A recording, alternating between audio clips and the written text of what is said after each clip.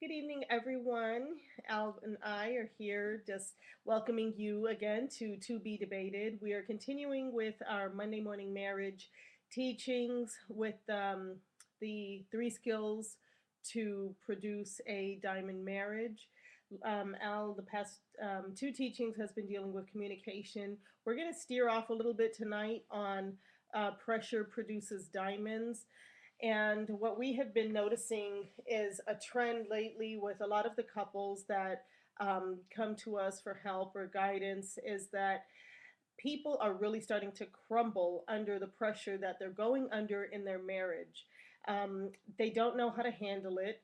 Going back to communication, they're not communicating certain things that they're going through. So we're seeing a lot of marriages right now start to crumble and fall apart under the pressure, as opposed to come together, fuse, and strengthen.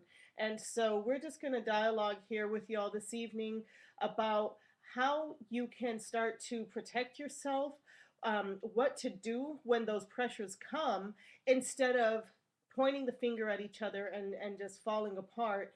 Really, the steps that you could take to make sure that you make it through those storms and not end up wasting and throwing out your marriage and letting your family fall apart, because it's our heart's desire. It's extremely important for people to really communicate with one another during those times, especially establish good communication before pressures get the opportunity to come, because they will come. And if you already have great communication, that's going to be a great protection for your marriage during those times. So Albert and I are just gonna um, go over some things with y'all tonight. What are some of the things that you are really having people come to you and ask you about right now with pressures and how to handle it? Well, before I even get into that, I want to quote the greatest teacher of all times.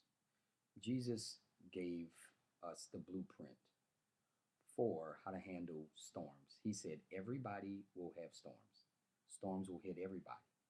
But he gave a breakdown, a foundational teaching concerning how your foundation is will determine if you Mhm. weather the storm or not. Most people have faulty foundations, hence, when storms come, instead of it producing a diamond, it busts a pipe. There's an age old statement: pressure busts pipes or produces a diamond. Most people, when the storms of life rage, it busts the pipe. It doesn't produce a diamond because what they're standing on is sinking sand. It's faulty. So we want to give y'all some pointers on uh, foundational truths to help you weather and stand and actually get stronger and grow closer through these storms, that it's how you view them will determine the outcome. They're not sent to kill you. They're actually sent to make you get closer to each other. But if you don't understand that and don't know that, you may believe they're sent to kill you. Hence, you act and react wrong, and you end up destroying and killing you. So, with that being said, I kind of dealing with a lot of different issues in people's lives. A lot of people come to me for counsel and help. It's an area that I'm deeply passionate about, helping families be restored, marriages saved. And most of the time, you find out that it's sad, it breaks my heart. They just don't have the right information. It's not that they don't want their marriage, it's not that they don't want to save their family. Most of them do. They just, what they're working with and what they're holding on to and the information they have, it's shaky and faulty at best. And so you can't do what you don't know. There's where God, I believe, will send people in your life. He will send a pastor, a prophet, a wise person, an old lady, somebody with some wisdom to try to catch you before you go off the deep end, before you make a decision that you live to regret. Um, so God cares deeply about marriage, family. He does. And so he's going to do that part. He's going to get people in your life. The catch is, will you listen and apply the wisdom that they give you? That's the key. Wisdom not applied is wasted. It means nothing. It does nothing for you. I could give you wisdom all day. I could give you knowledge all day. But if you sit there and spit it out, throw it away, do nothing with it, it's not going to help your marriage. Mhm. And so, some of the things that we've been seeing, and we know it's a problem, we see it everywhere, whether it be on TV, whether it be, through social networks that we see people talking about it, whether it be personally in our own interactions, we're seeing that people are going to the wrong sources for information to be able to help their marriages. For instance, women should absolutely never go to the single woman that's never been married and is always picking Mr. Wrong. That is not the woman that you want to go to for advice. She's never going to be able to give you any good advice. She doesn't have any good advice to give. All she knows how to do is identify the wrong type of man. That's all she knows how to do. All she knows how to do is identify the wrong type. Um, so don't run to people like that for wisdom or guidance with your problems and what you're going through. When you're married, it's really important that you seek wisdom and help from people that have been through it and that can help you get through it. And so, um, we see a lot of people have self-inflicted pressure because they just look at the culture that we live in and they just embrace the culture and well, I've got to be thinner, he's got to be taller, and we just embrace these unnecessary pressures that we should never have to go through. Yeah, I mean, the reality is a lot of people bring a lot of these things upon themselves. A lot of them succumb to the pressures of the culture, like she said, and it does produce a faulty view, an inaccurate view of what really matters. Um, I have a statement that I really live by concerning how people get into mindsets. I believe that when you're young, the culture, the environment you grow up in, and the experiences you have creates or produces what I call a worldly preference. That worldly preference will actually fail you more than it will help you. Those things that you have experienced, the cultures you came up in, they don't have the right blueprint for proper, how would you say it, application to be able to weather storms, to weather the pressures, what to do when this is happening, how to handle this when this is going on.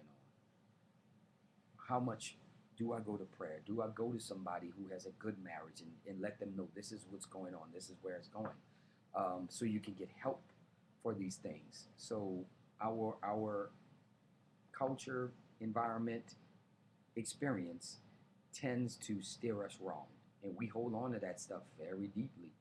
We think it's the be all and the end all, and it usually is the catalyst that brings us to destruction. So, diamonds cannot be produced without pressure. It's that simple.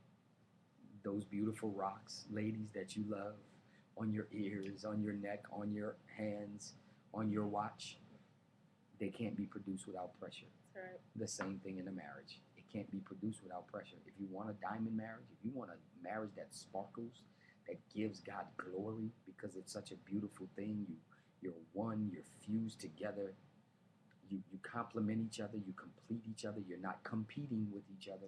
That's right. You have to embrace pressure and storms and have the right attitude about it, knowing that it will produce and create a perfect, beautiful, flawless diamond if you allow it to do its work. And something else that can really help protect you as you enter into those times where you are experiencing a lot of pressure in your marriage. One thing that people really need to understand is you must give your spouse their love language.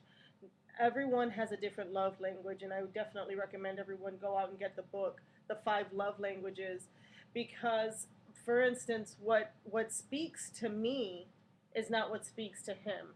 So we have read the book and we know what each other's love languages are.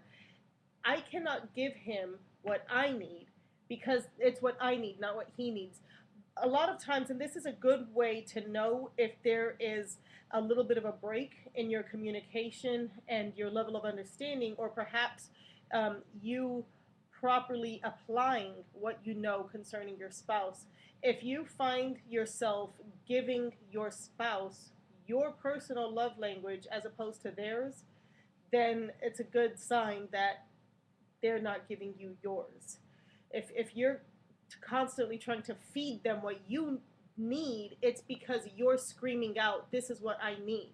So that's a good sign, husbands and wives. If your spouse is constantly pushing at you what they need, that's a little red light should go off and say, maybe I'm not giving it to them enough. And so those are key things.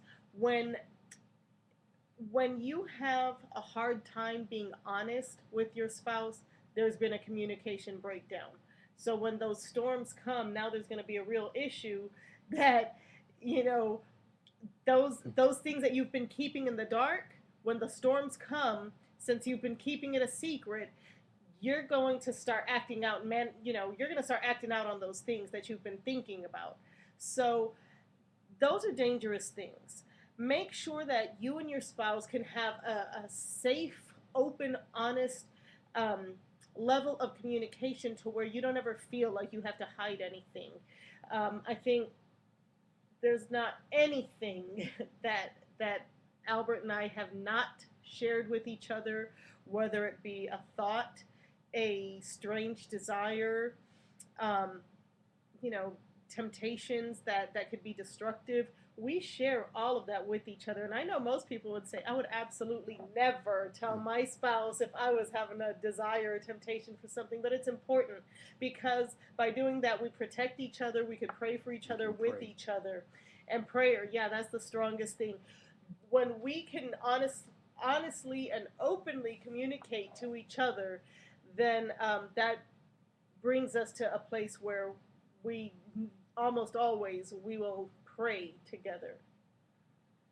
Yes, and that's correct. And I would say that when in doubt, always seek to do that which is kind and good to your spouse. That's always safe. Stay in humility. I'm going to be dealing with shortly, probably in a few weeks, the three virtues that are needed to keep your marriage together in this dark hour, which is humility, forgiveness, and mercy. And you're going to have to apply those three things liberally in these days if you want to succeed and produce a diamond marriage. You can't be judgmental. You can't be self-righteous. You can't be prideful. Those things destroy diamonds. They just destroy them. They're not conducive to producing a diamond. So we got a lot more to share with you guys, but we don't want to overdo it today. But just if you could remember anything and take from this, make sure your foundation is strong because storms will come. And like she said, storms stir up everything. Tornadoes, tsunamis, hurricanes, when it hits stuff gets scattered everywhere. Now think about that with your relationship. If you've not been open and honest, three key things that destroy a diamond marriage as well: lies, seduction, and deception. So Right. when you've been hiding things and the storm hits, it starts swirling and all of the stuff just starts coming out. All the lies, seduction, and deception. When the rough time and the pressure, it will burst and cause all of those things to come to the surface. And most of the time, that's not the way you want that stuff to come out, because that produces a rage and an anger, and it's a bad deal all across the board. So my prayer for you guys, as everybody listens to this, is that seek the Father's face, humble yourself, communicate with your spouse, seek to produce that diamond marriage. It's a beautiful thing. Yep. It's the way you bring God glory. God gets a glory like no other when a spouse loves each other, when they love them unconditionally, and they're in it for the long haul. They're teammates, they're partners, they're fused together as one. It brings God a glory that is beyond anything that you can imagine. So strive for that. It's a worthy endeavor. Mhm. And also, you can follow us on Twitter at Committed